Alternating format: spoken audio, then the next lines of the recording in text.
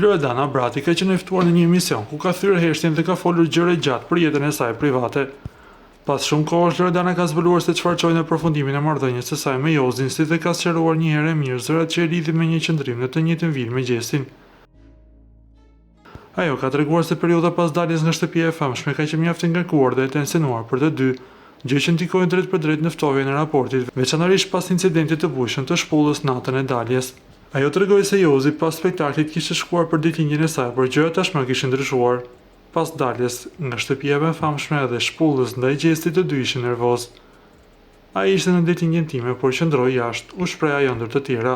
Duke folur për vendimin përfundimtar, Loredana bëri të qartë se kjo histori ka përfunduar një herë e mirë. Me Jozi nuk ka më kthim brapa. Pas spektaklit, ishim në atë pjesën a do vazhdojmë apo jo. Ishte zgjidhja e të dyve. Ndarja ka shumë gabime nga ana e të dyve, dhe nga unë dhe nga ai. Gjithashtu ai e foli për zërat se kishte kaluar kohë në një vil me Gjestin. Loredana i kundërpërgjigj hapur deklaratave të bëra nga Xheneta, duke treguar se gjithçka ka qenë thjesht një rastësi lokacioni dhe se provat ekzistojnë. Screenshotet dolën që Gjesti ka qenë me stafin e vet, unë me shoqet mijat. Kur vajta në vil, pronarët më thanë që mbrëm ka qenë Gjesti. Unë se kam takuar Gjestin dhe s'kam thënë kurrë që më kanë ngasmuar, sqaroi Loredana duke hedhur poshtë çdo alodim për ndonjë flirt apo takim të fshehtë. Në fund, Loredana tregoi se ishte munduar ta sqaronte këtë situatë privatësisht me Xhenetën për shkak të raportit që kishin pasur, por kjo e fundit nuk ishte pranuar ta dëgjonte.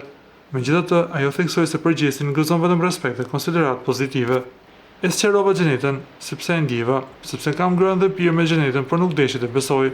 E kam gjanë Gjestin dhe i uroj suksesa atij, përmbylli Loredana deklaratën e saj. Para se të ndiqni lajmin, ju lutem klikoni tek butoni subscribe për të marrë të rejat më të fundit nga showbizi shqiptar.